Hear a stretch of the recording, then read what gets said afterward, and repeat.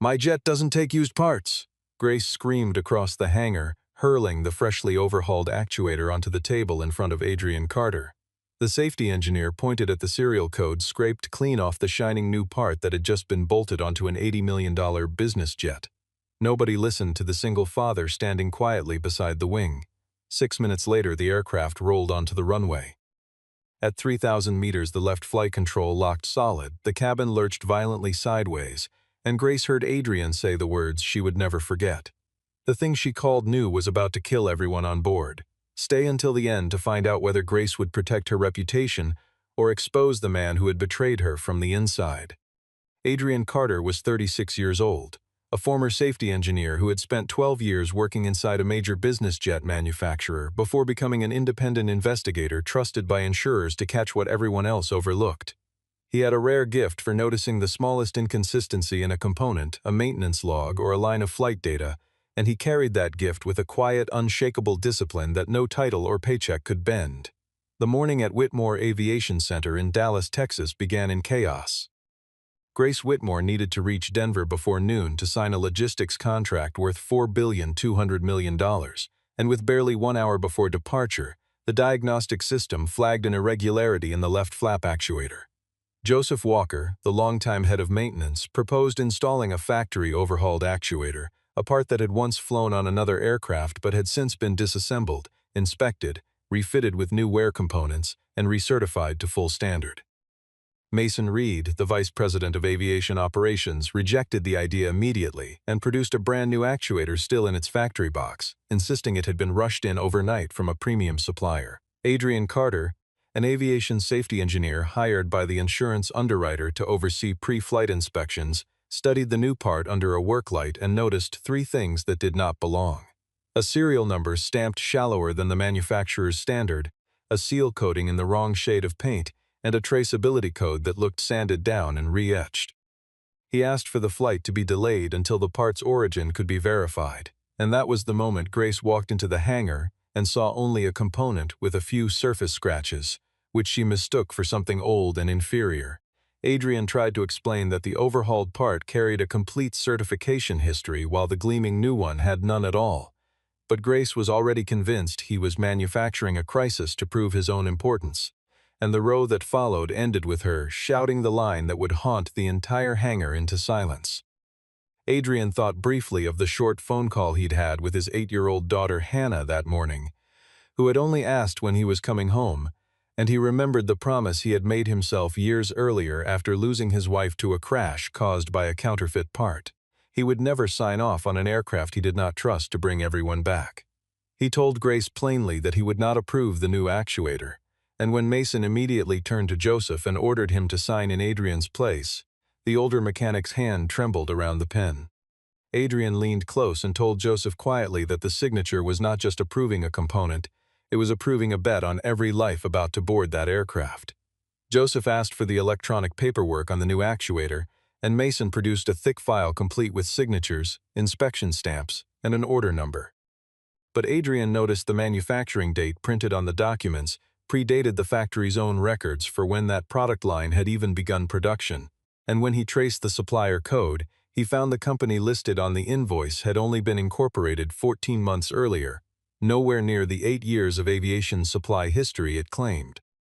Mason argued that Whitmore Global relied on a global supply network where intermediary companies frequently changed names, but Grace kept glancing at her watch, aware that any delay past 30 minutes might let the Denver partners reopen the entire negotiation under a late arrival clause.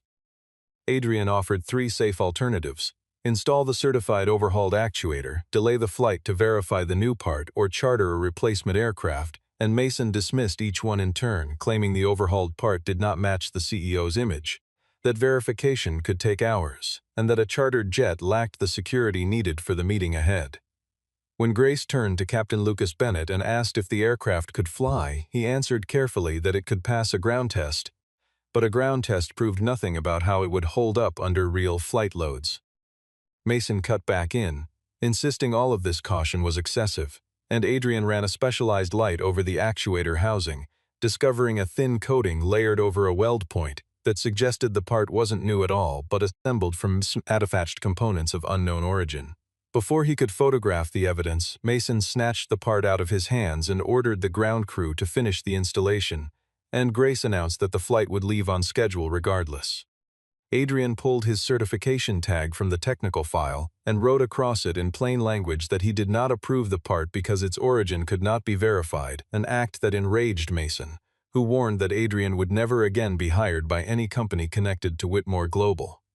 Grace never threatened him directly, but she didn't stop Mason either, and Joseph, under pressure, finally signed the approval himself, though he quietly added a note stating the installation had been carried out under direct management order. As the engines began to spin up, Adrian noticed a single drop of hydraulic fluid appear beneath the left wing and vanish into a seam of metal, a small detail nobody else seemed to see. He sprinted toward the cockpit to report it, and Lucas immediately called for the taxi to stop, but Mason glanced through the window and dismissed it as leftover fluid from the maintenance work, reminding Grace that turning back would guarantee a delay. Lucas refused to take off without someone on board who understood the freshly repaired system, so Grace reluctantly allowed Adrian to stay as a technical advisor, warning him not to interrupt the flight unless he had hard data to back it up. Adrian settled into a seat near the cockpit with a diagnostic laptop and connected to the maintenance monitoring system, only to discover that several recent warning entries had been deleted from the log, and when Lucas asked who had the authority to erase that kind of data, Adrian answered that only the fleet's operations administrator could do it, a title Mason had held for years and was sitting only a few rows behind them. As the jet moved onto the runway, the display showed a small mismatch between the left and right flap positions, still within the computer's tolerance, and Adrian requested a full repeat of the flap movement test. Grace objected because the tower had already cleared them for departure, and skipping their slot would cost another 20 minutes, so Lucas ran a quick check instead, and the readings briefly returned to normal. Adrian remained unconvinced, arguing that a fault appearing and disappearing that fast likely meant the sensor was transmitting false data, while the physical mechanism had already begun to jam. When Grace demanded proof that the aircraft would actually fail, he told her that in aviation nobody waits for a plane to break before treating a warning as evidence, a response she took as an excuse to dodge responsibility. Lucas looked once more at the runway, then at the numbers and made the call to take off, but held the aircraft at a lower altitude than planned until the systems proved stable. Whitmore 1 accelerated down the runway, and the instant the nose wheel lifted, Adrian felt an unfamiliar vibration travel through the cabin floor as the left hydraulic pressure gauge dipped for less than a second before recovering. He asked Lucas not to fully retract the flaps. Mason argued that leaving them extended would burn extra fuel, and Grace ordered the crew to proceed with the standard procedure. For the first 3 seconds of retraction, everything appeared normal. On the 4th second, the right flap tucked away cleanly while the left one stopped halfway, and the aircraft rolled sharply to the left as red warning lights swallowed the instrument panel, and Lucas shouted that the left flap was locked and to kill the autopilot immediately. Whitmore 1 tilted nearly 30 degrees to the left, forcing Lucas and his first officer to fight the controls with everything they had to keep the aircraft from rolling further. Loose items flew off the cabin table, Grace was thrown against her seat frame, Ella Morgan gripped her harness while Mason panicked and demanded the autopilot be re-engaged. Adrian shouted back that the system could never handle 2 mismatched flap positions and that reactivating it might force the ailerons to overcompensate and send the jet completely out of control.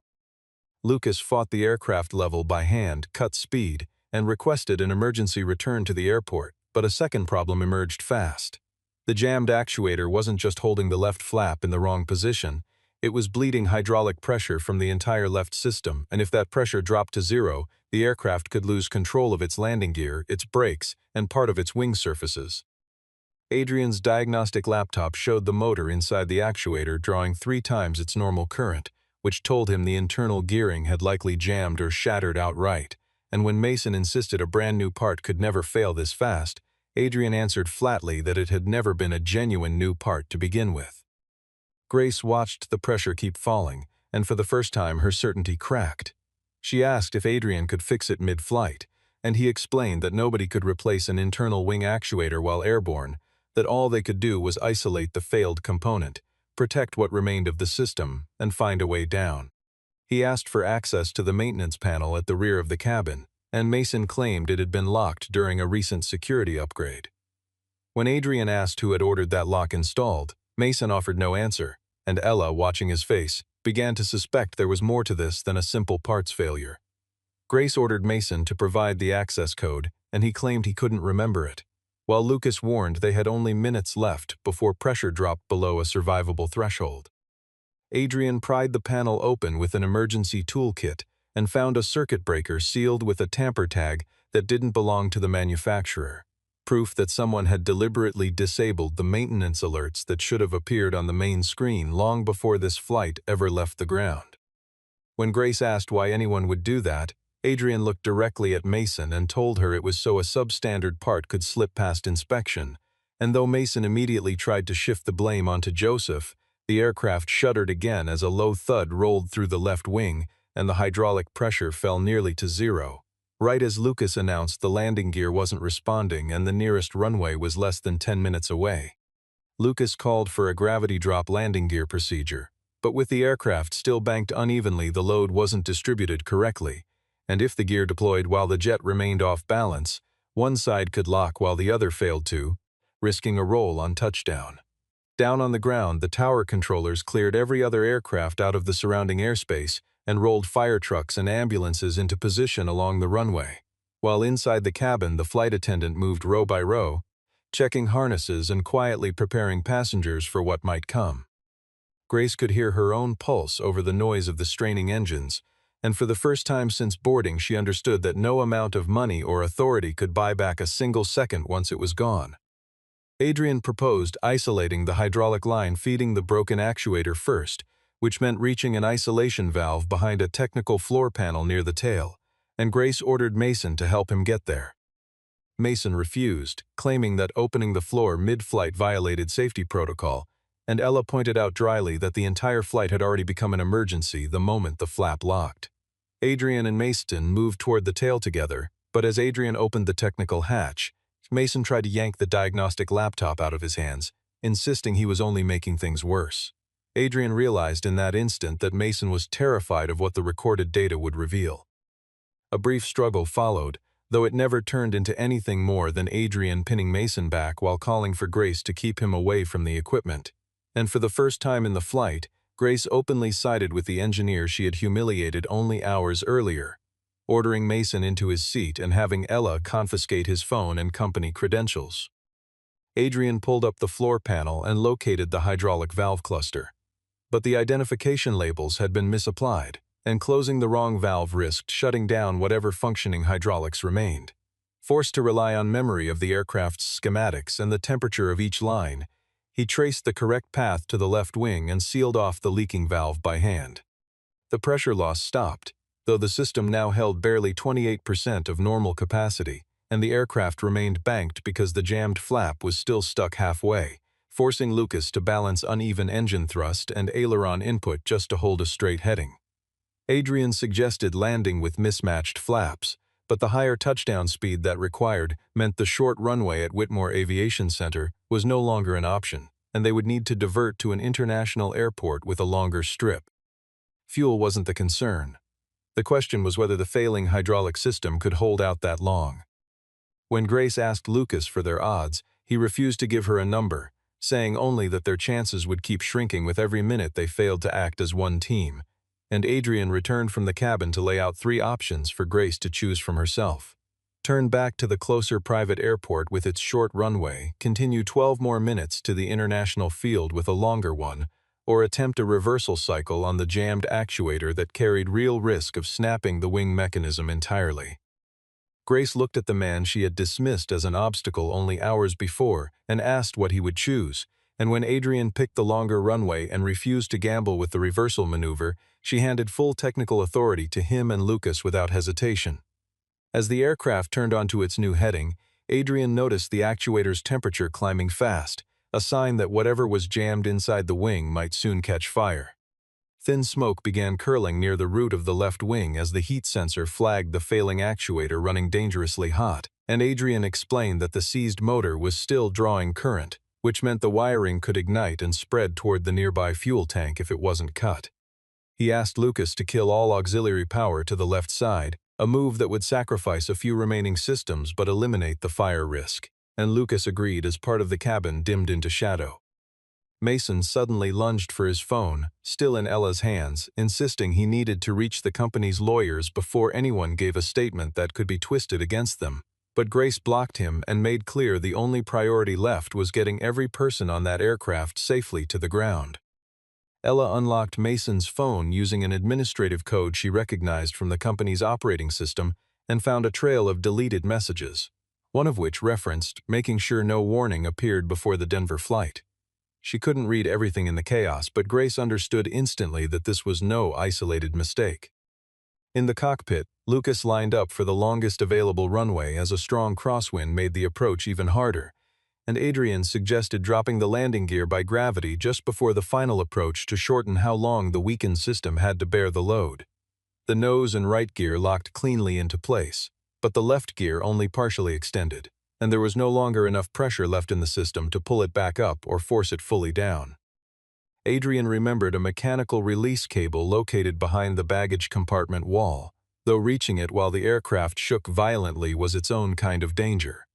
And Grace offered to go with him and hold his safety line, refusing his objection that she was an untrained passenger by pointing out that her own decision had put everyone on this aircraft in the first place, so she wasn't willing to sit still while someone else paid for it. Adrian agreed on the condition that she follow every instruction exactly, and together they made their way to the technical wall, where he pried off the panel and searched for the release cable, while Grace held the light and anchored his safety line to the frame. The aircraft jolted hard enough to nearly throw him into the bulkhead, but Grace held the line steady and kept him upright long enough to keep working. When he pulled the release lever, nothing happened, and he realized the mechanism had been installed backwards during an earlier maintenance job, forcing him to strip the safety pin and turn the release by hand. Lucas called out that they had less than 3 minutes before touchdown as Adrian freed the pin, Grace noticing blood on his hand but saying nothing, and together they pulled the mechanism one final time. A loud mechanical clunk echoed through the frame, and the left gear indicator light finally switched from red to green as the two of them scrambled back to their seats just as the aircraft lined up on final approach. Lucas came in faster than normal, touching the right gear down first to spare the weight on the compromised left side, and the aircraft bounced hard, drifted off the runway centerline, then straightened again as the failing hydraulic brakes forced Lucas to rely on the emergency brake system and reverse thrust from the right engine. One tire blew, sending a shudder through the entire cabin that felt like it might tear the fuselage apart, and Whitmore 1 finally skidded to a stop with less than 100 meters of runway left before the safety barrier, surrounded within seconds by emergency crews. Nobody died. A handful of passengers suffered minor injuries, and as Grace stepped down onto the tarmac and looked back at the smoking $80 million aircraft, she understood, for the first time in her life, that its price tag meant nothing compared to the people who had almost been lost inside it. As the investigation team approached, Mason's voice rang out across the runway, accusing Adrian of sabotaging the aircraft and causing the entire failure himself. In the airport's medical staging area, investigators pulled each person aside for individual statements, and Mason insisted repeatedly that Adrian had opened the control panel without authorization, tampered with the hydraulic system, cut power mid-flight, and caused the gear failure himself. He produced a copy of the paperwork showing Adrian had refused to sign off on the flight, twisting that refusal into evidence that Adrian had wanted to prove himself right by manufacturing a disaster. Grace, following her legal team's advice not to speak before any conclusions were reached, stayed quiet at first, and that silence told Adrian something painful. Even after saving every life on board, he could still become the person blamed for the outcome. Ella checked Mason's phone again and noticed remote data deletion already in progress, quickly disconnecting the device from the network before anything more could be erased, while Adrian asked investigators to seal the actuator, the flight computer, and every piece of maintenance paperwork before Mason could argue that the actuator belonged to company property and shouldn't be held. The lead investigator made clear that after an incident this serious, every related component would be preserved regardless of who objected. Joseph arrived at the airport soon after hearing about the emergency landing and looked visibly shaken at the sight of Adrian being questioned. He initially claimed the installation had followed proper procedure, but when Adrian asked whether he remembered the note he had written beneath his own signature, Joseph hesitated, and Grace watched a longtime employee freeze with fear even after everyone on that flight had nearly lost their lives. She realized in that moment that Mason wasn't the only one responsible for the culture that had produced this silence. She'd spent years rewarding people who moved fast and punishing anyone who brought her bad news. Ella showed Grace a partially recovered message referencing a wire transfer to a supplier called Skyward Components, a name Grace had never heard despite the fact that it had received more than $11 million from Whitmore Global over 2 years, and when Mason claimed it was simply an approved secondary vendor, Ella found the final approval signature attached to the payments carried Grace's own name. Grace was stunned, insisting she had no memory of signing it, and Mason explained coolly that a CEO signs hundreds of electronic documents every week, a comment that made Grace realize just how easily he had exploited her habit of approving things quickly without a second look. Adrian never asked Grace to apologize. He only asked her one question: whether, when investigators asked who had pressured that aircraft into the air, she would tell the truth or protect the stock price instead. Grace didn't answer right away, but in front of the investigators soon after, she requested that the hangar's recorded audio be replayed and announced clearly that she was the one who had ordered the aircraft to depart. With Grace's statement on record, the investigation widened beyond a single failed part into the entire procurement system behind Whitmore Aviation. Adrian and Ella cross-referenced the actuator's serial number against the manufacturer's database and discovered it belonged to a component that had been scrapped after a testing failure 6 years earlier. The so-called new part had actually been assembled from the outer casing of a discarded unit, gears pulled from unrelated industrial equipment never rated for aviation use, a used motor, and a forged certification traced back to a shell company. Skyward Components turned out to be nothing more than a front, its payments routed through several accounts before circling back into an investment fund quietly tied to Mason. Worse still, Whitmore 1 wasn't the only aircraft that had received parts from this supplier. 4 other jets in the corporate fleet had received similarly critical replacement components over the past 18 months, and Grace immediately grounded the entire fleet pending inspection. Mason attempted to use his remaining access to erase maintenance records from the company server, but Adrian had already backed up the flight data and diagnostic logs the moment the aircraft touched down, preserving everything Mason had hoped to destroy. Joseph finally admitted that Mason had repeatedly pressured him to overlook paperwork discrepancies, reminding him each time that Grace didn't tolerate delays and would fire anyone who slowed the schedule down. Joseph had never taken money, but his silence had bought him nothing but a clear conscience he no longer had. Adrian told Grace that fear could explain silence, but it could never justify it, and she accepted that truth without flinching. Rather than firing Joseph outright, she required his full cooperation with investigators and left his future to be decided once the extent of his involvement was clear. Ella soon discovered another company aircraft preparing to depart from New York, with a fuel valve recently replaced by the same supplier, and Grace ordered the flight held on the ground despite objections from the local station manager, who worried about a major client waiting on the other end.